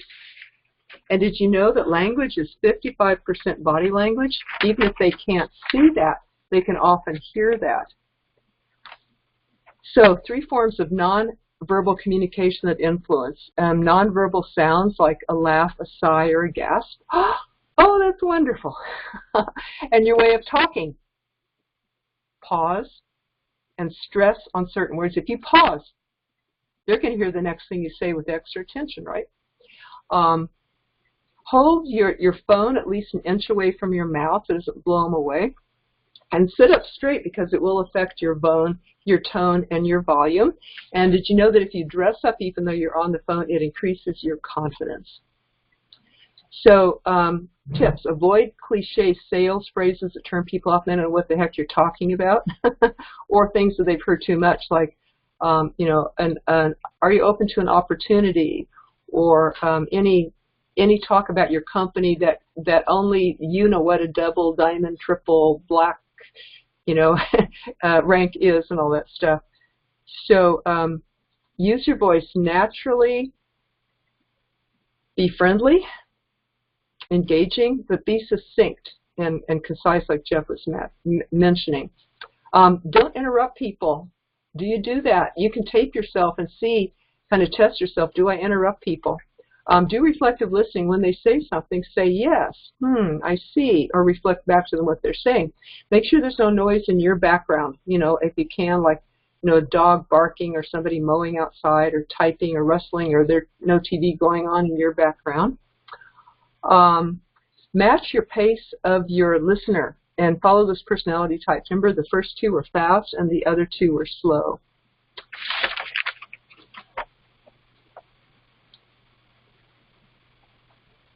Let's see. Let's see, looking at what other important tips here. The best times to call, it's found, are Thursdays, 8 to 10 a.m. and 4 to 5 p.m. The worst is Tuesdays, 11 a.m. and 2 p.m. However, like Jeff said, really be aware of the time zone that your person is in. And if you happen to know their habits, are they up late or early, and all that. So put yourself in their position. You can use positive words like brilliant, certainly, you're right, fantastic, or my pleasure, of course, immediately, no trouble, or I will find out for you, absolutely, rest assured, wonderful, please, thank you, that's great. Those are all real happy and positive words. So be polite, honest, use their name, because people love to hear their name. It gets their full attention. And forget about, using excuses and lying and blaming, or talking negative, or mentioning something negative that just happened in your life to start off that. That'll bring them down. But remember, if they have a question or a customer complaint or anything like that, don't make excuses. Just say, I'll fix this. I'll find out how to fix this. And before if you do a presentation with somebody, you can ask them. Well, we teach how to do that. That's in the book. So rely back on the Always Get a Yes book and how to follow up. Because what Jeff just mentioned, doing that 10-minute presentation, there is a way to follow up with that, such as, now that you know what I do, are you likely to refer someone to me, or do you have an interest yourself? If it's a referral, arrange for that. If they don't have a referral, thank you so much for listening. If you ask them, do you have an interest yourself, and they say yes, well, is it in the product, the business, or both? And you hope that it's both. And then you can link them up. You can find out what their interest is and link them up with a third-party tool, which then could be a video, but even better, a three-way caller, or get them to an event. If you do give them a video to watch, I suggest watching it with them on the spot. Don't send them away and get back later and think. You could both turn it on, they in their location, you in your location, and you can both be, you can go do something else while they're listening to the 7-minute video or whatever, but then get back and then you can ask them, what did you like best about that? So that is what I have for this section. Are we ready to bring our guest speakers on tonight, Jeff? Absolutely. Do we want to do it one at a time? Do you know their prefix so we can unmute them and kind of go from there? Do you want to do it in order? Yes, David is already on video here. So you see David's name, David Roeder, so you can unmute him. And what we'd like, David, is to hear what you have been using. Well, first of all, I want to acknowledge you and recognize you for doing more appointments, getting more appointments than I ever have ever. He says, I've been using this method, and, thanks to this method Jeff is teaching, I've got more appointments than I think I ever have. So I would like to acknowledge you, celebrate with you. That's what makes our day, and you have put it into action. You have done this. Because some people can hear this technique and they don't put it into action, but you did. And we would love to hear from you how you're using it and the results that you're getting, even numbers of appointments and all that. Because I know you had a certain goal to do so many presentations a day. Yeah. Well, thank you, Bess. Thank you, Jeff. Great presentation today. Thanks for everything you're doing. This is the year that I plan to take more action. The results I can't guarantee. There's certain things that I want, but that's, for me, that's selfish to want things. But my goal is to take more action and let the rest just unfold as they come. That's my biggest goal. And I've always struggled with what to say, how to say it, when to say it, all this stuff. And, like you were talking about, they talk all this great stuff, but one of the things that I've found is that my mentors, I just switched companies. So my mentors in my last company, which are great, but some of them, they lack the exact way to talk to people. Like you're saying, it's like, here's a way to say it. And, people are saying, well, questions, I don't know. There's a lot of great people, and they've been really successful. There's just some dissonance between what they're saying and how to implement it for me. And this was something really simple to do. I've heard something similar to this before, referral, but not in this way. Mm-hmm. So I've been texting a lot of people, mostly in my contacts, and even on LinkedIn I'm doing some of the people that wished me a happy birthday, congratulated me on an anniversary, someone they already acknowledged me. I sent them this. And then people who've, but I've also been asking first is just say, can I ask you a favor? And leaving it at that. They come back to me and say, sure. I said, well, I'm working on something new and would really love to show you what it is I'm doing so that, when you come across the right person, you might be, you can refer them to me. And then if I didn't have time today, I said, when next week, do you have time to set up this? Oh, well, this day. And then you go through the, give them a couple times, So I take a little bit like Eric Worre, what he says, implement that, and what you were saying. And that, I don't know how many appointments. And a lot of people, and some of the people are in network marketing also. And they're in a different company, which is fine. I just, just ask them. And if I don't ask, I don't get. Well, if I don't ask, the answer is always no.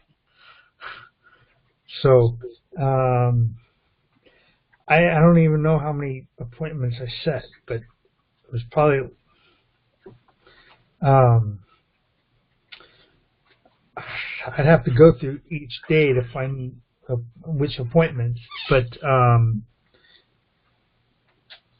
it's just taking the action, really, and I probably set, just in the last few days, this is not even a week. This is probably the last few days that I've set appointments, like probably, over 6 appointments, I'm sure. And I've also been counting how many no's I'm getting this year. No's and yeses. I just rank advanced, which is awesome. You did? Yeah. Oh. Well, I got my first promotion. I think, I don't know how, I mean, I got my first 2 people, so that's exciting. Momentum's happening. Didn't know that. Congratulations. Thank you. And I'm super excited. And more people interested too. So I'm just plugging away, and I mean, I've been looking for, in my last company, I've been with them for almost 8 years, and I just wasn't getting anywhere. I mean, I love all the products they have. Like you said, most companies. I'm still in health and wellness. Just moved sideways. And I just wasn't getting any momentum with the other one, and it was just being long-winded. And this is with this company, and with what you're saying, is keeping it really simple and small. And I got to remember to smile more, because I always want to just be straight. It's when I'm one-on-one with people, I smile a lot more. Or if I'm on conference, when I'm seeing people, I smile more. But it's on the phone, it's like blah, blah, blah, blah, blah. So, but... Can I give you a tip on that? Definitely. Get a small mirror. Get a small mirror. A friend of mine said, get a small mirror, put it where your phone is, so that way you can actually see your reflection, because you'll do it more. Because when you see yourself, you're like, oh, yeah, gotta straighten that out. Yeah. All right, a good idea. I mean, that was the trick they told us. Yeah. So that's I'm just. Oh yeah, I guess I'll get into questions later or now or. How about after Liz has a chance to share too? Okay. Then we'll have it open for questions. All right. Cool. I would like to acknowledge David. I know that you have tried different things over time, and you were in a workshop with me before, and didn't you also discover that people who said no to you before, if you preface it with, I know this is not for you, but can I share with you more of what I do, so in case you run across the right person, you can refer them to me. So that's just another thought about someone who's already said no. Yeah. I've been trying that with 1 or 2, with the people that say no, and with what you're saying, and always get a yes. Well, it's almost always. That's what I'm referring to. Yeah. That you got to preface it with that thing. Yeah, but I've gotten more people to at least take a look since I've heard this, last week and a half, 2 weeks, than I have with my other company, and I don't know how long. And it's just, just because I got on at the right time. Awesome. I'm so happy. And as you make your appointments, of course, the presentations will be in the future. So the appointments you get today will be the presentations you do, but then you got to keep making those appointments to keep your calendar of presentations full. If your goal is to do 3 a day, 3 presentations a day, then notice how many invitations you have to get out to get those appointments. And maybe it will be twice, 2, 3, 4 times as many, because people will schedule them in the future. And I love that you are focusing on the action instead of the results, because you don't need to figure out how many recruits am I going to get from this. You just keep planting the seeds, because the recruits come and the customers come even down the road. They might, you might have a slow deciding person. And so it might, the seeds, the plants that grow from your seeds planted might be way down the road, but you don't care. You just keep putting out you keep doing the presentations, planting the seeds.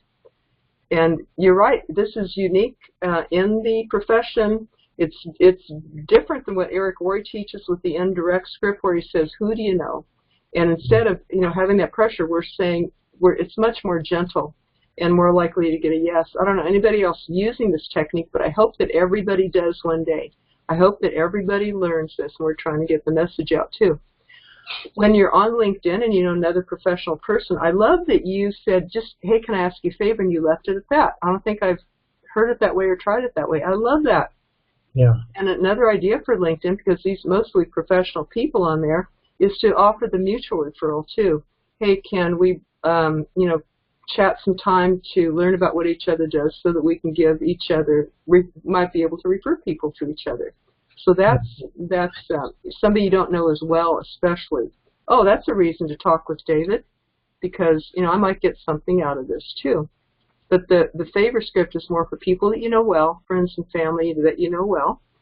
And yeah, Facebook Messenger, LinkedIn, or text is perfect for that. Please keep us posted on your results. I would like to hear every time, every class. I'd like to hear how's it going for you this week, David. So we would love that. I talked to, actually, I accidentally called somebody today instead of, we were texting, and then all of a sudden I accidentally called them, but I used that same script, and he says, okay, let's set up an appointment for, another day. So that worked. And a guy I met today, I just, it was a different script, but I met a guy today, and I showed him, and he wants more information. So that's great. Awesome. And remember that if you just meet somebody, you warm them up first with FORM or FORD, and then you can get around to that. Or they might say, well, what do you do? Well, I'd love to share this with you. If, you might even know somebody you could refer to me. So thank you. Jeff, anything else before we go over to Liz, who's at area code 509? I think we're good. Okay. Are you ready, Liz? And Dave, we'll get to your questions here in a minute. Right. Hey, Liz, now you're unmuted now. We can hear you, hon. Uh-oh. Okay. That was great. It was really nice hearing from David too. We know that you just rank advanced as well, and we'd love to hear how you did that, and how you use the methods. First of all, congratulations to you. Thank you. Mine's pretty basic. I use a script. I talk to people I know, and then other people that I'm involved in groups with that I just reconnect with. You get so many friends, you kind of lose sight. I just been reconnecting with them. Hey, how you doing? That kind of thing. And they ask me what I've been doing, and then, of course, I tell them what I've been doing. And then when they show interest, I do follow-ups with them on the phone and online. I've been doing things to help myself, and that's attending coaching classes, for one thing. I do ask a lot of questions, and maybe they're dumb, I don't know, and usually I don't care because I need that answer. So higher ups, in the companies, I ask a lot of questions, and but one thing that I've really got out of coaching classes is not only the script, but how to present it, and also I just have more confidence listening to you two. It really helps me because it's real. Nothing hokey. It's down to the point, and so that's what I do. And just talking to people and, getting to know them, warming up first, that kind of thing. And they usually get, people like to talk about themselves, so I just let them go on and talk about themselves, and I gather as much information that I can. And then they'll get around, hopefully, most of the time, to ask me about me and what I do. And then they'll ask me questions in between what I'm talking to them about, and there you go. they're on board or they're interested. I was talking to somebody tonight that, I had talked to him a couple weeks ago. It's probably too close to Christmas, but anyway, he was too busy, had all these things going in his life, other businesses, all that. Well, I talked to him tonight, and apparently he was so busy then that he didn't hear anything I said and was re-asking me tonight and was interested. So I feel like I got pretty far with him, talking to him. So I don't know what else to say, Jeff and Beth. What else would you like to know? Well, I love that you listen to people and connect with them, because people are more likely to listen to you after they've been listened to. And then they'll come around, well, how are you, or what are you doing, or what's happening for you? And that's the opportunity to say, well, actually, I'd love to share with you what I'm doing in case you run across the right person who can refer them to me. So thank you for asking. And keep it within the right time frame for them to be listening. And I love that you got confidence and that you like the stories you're hearing on here, especially Jeff's stories of real, true things. So that is giving you confidence? Yeah, definitely. We must be clear, concise, and confident. And being honest about, if you love what you do and believe in your product or whatever, then, yeah, it makes it easy then. You just be telling them what I would tell you, So just being real with people and honest and open and answering their questions and that kind of thing. But yeah, the confidence is great in self-esteem. By going to these coaching classes, it's been super great for me. And I just can't tell you how much I appreciate both of you and Jeff, and just everybody that comes on to talk, because it all helps.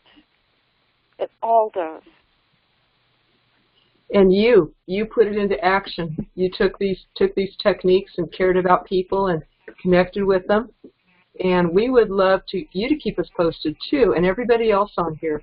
Your results, try it out, give it a try, and remember that you have gold to offer. You have an opportunity for a better life that these people, where else are they going to find this good of an opportunity to improve their life for themselves or their families, or pay their mortgage or put food on the table or get ahead of inflation.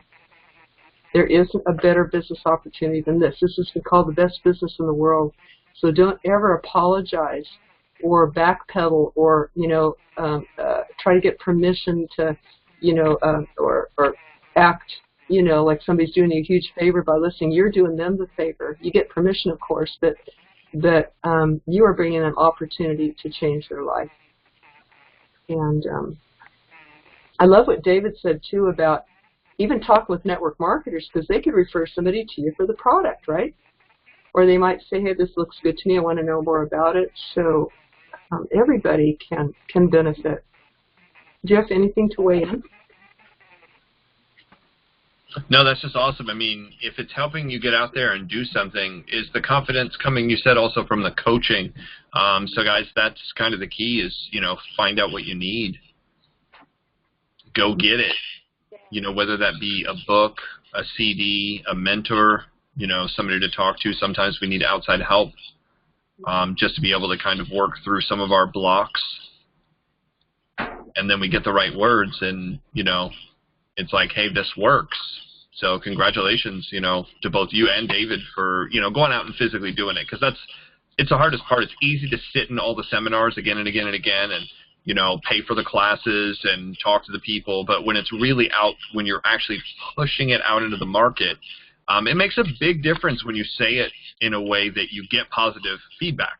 And that's been my goal, is I want somebody, even if we don't necessarily get a person in or anything, it's just getting that positivity back where people are like, yeah, sure, yeah, give me the information. You know, that's where you're like, oh my gosh, it worked. This is magic. Yeah. And expect the best. Expect that they're going to sign up. You know, whether they do or not, you're ready. You're expecting, you know, the best for them. And I tell people, I want the best for you. Liz, were you going to say something?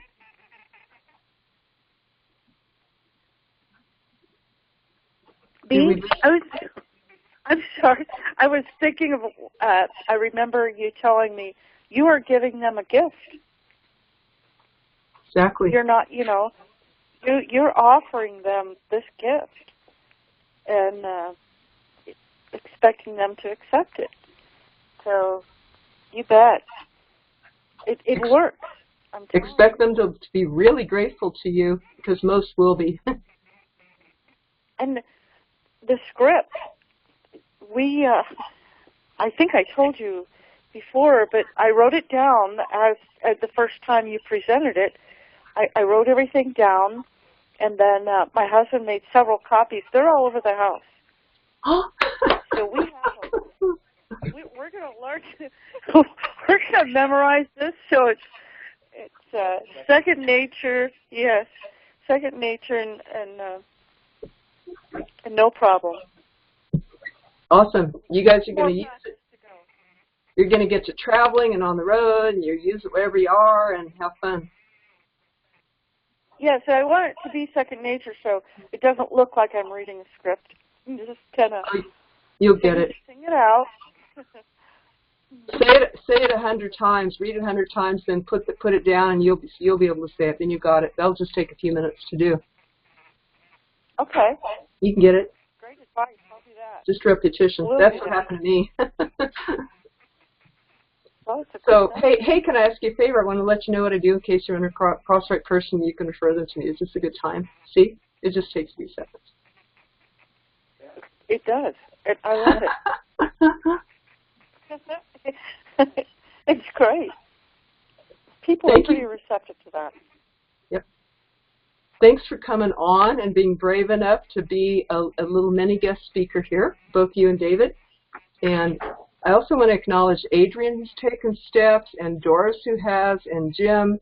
Proud of all you guys, and even the people listening to the replays in the past that have taken leaps, like Monica and Tammy and Janice, and we just have a whole string of people consistently pouring in reports. Yep, this is working. This is more than I've ever done before. I haven't been able to. Rebecca Lee. I haven't been able to do this before, and so thanks, Jeff, for developing this, for going for something direct, efficient, that works, and for being willing to teach it to other people. Thank you all. We'll change lives. We're changing lives. Thank you so much. You're welcome, and thank you for putting it into action and sharing it to inspire other people on this call. And we will, here in a few minutes, we will ask each of you, we'll call you each, and we'd like to hear what you liked best tonight. What was your best takeaway? But meanwhile, we want to get back to David's question. First, want to get back to David's question, right? Oh, thank you. Where do I start? Well, one of the biggest things was the 4 different components of presenting. You're saying, I got the first one was the company story, need in the marketplace, and what was the third one? Product. Mm-hmm. Right. And then compensation. But okay, so great, thanks. So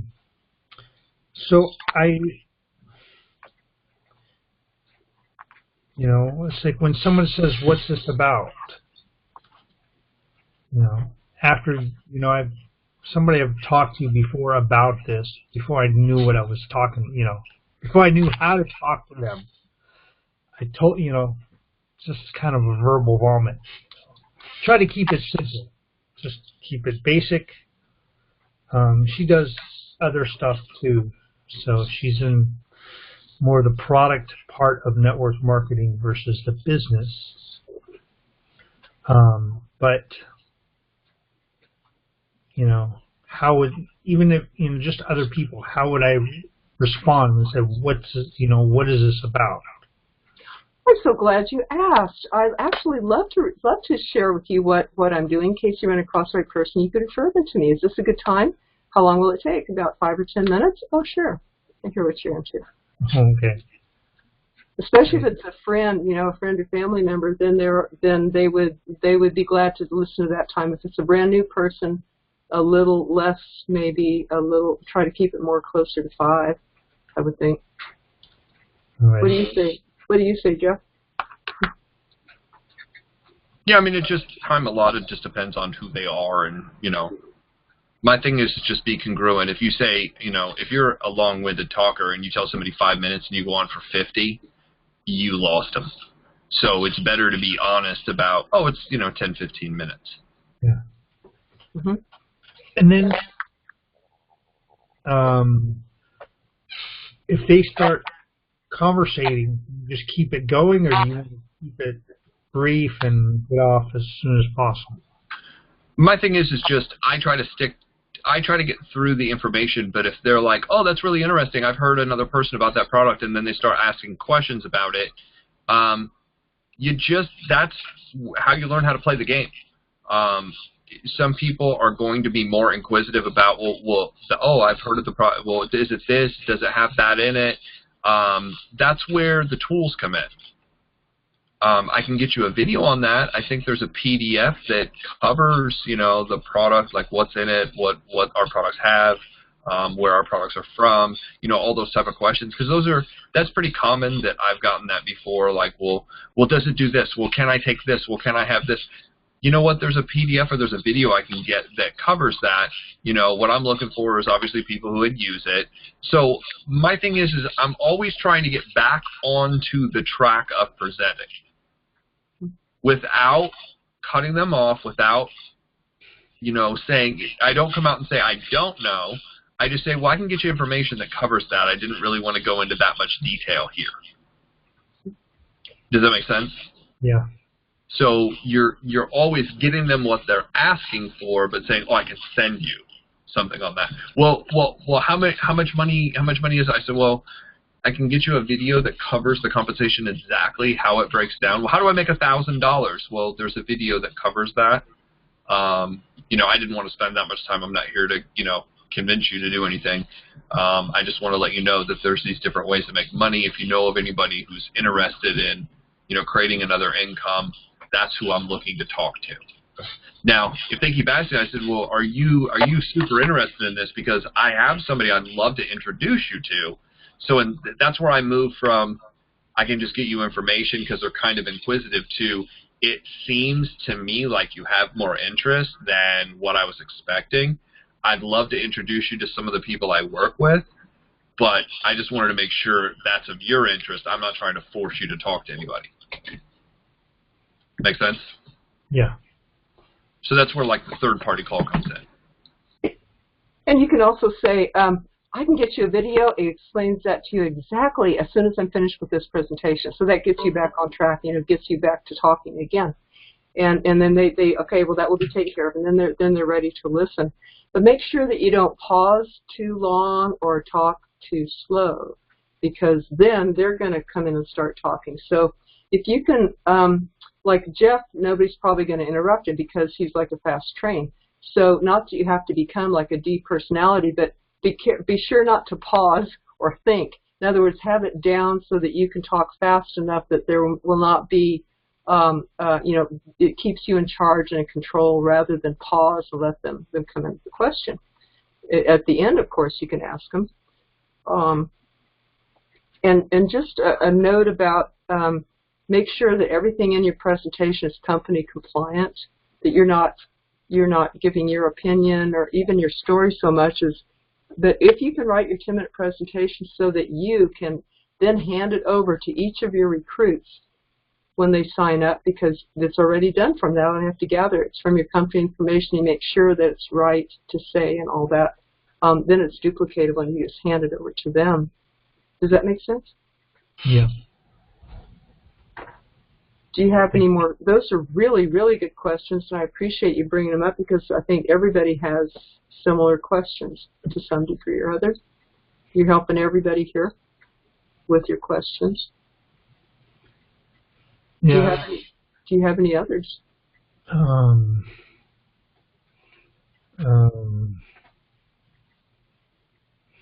think you covered it all, mostly. Okay. I mean, I wanted to know because well, you go over this information so fast. The 10 things we need to do to be congratulated, or the next level, or whatever. Yes, just keep track of how many of these you attend. Of these classes, because you're new coming in, and so is Lewis. Keep track of how many you watch, or how many you attend of these, or how many replays you do. And when you've covered all 10, let me know so we can award you a certificate of the first level. And then there will be the next 10, and then the next 10, because we go through these. We hope people be a student of these for life. And we have 4 levels of certificates, so you could earn that potentially within a year. I think I'll have to figure it out. But something, yeah, I think in a year. So just private message me. Okay. On your honor, just make a note, keep track. I've done number 1, now I've done or like you come in at number 3, then you do number 3, 4, 5, 6, 7, 8, 9, 10, then you do 1 and 2, and then you let me know that all 10 are done. All right. Great. You could even go back in the Facebook group in the school and watch the past replays that we put up there if you want to go back and do number 1 and 2. Okay. That would be attending one. And if you have any future questions, remember that you can always come on these classes. Those are perfect place to bring your questions in this open coaching. Are we off the recording now, Jeff?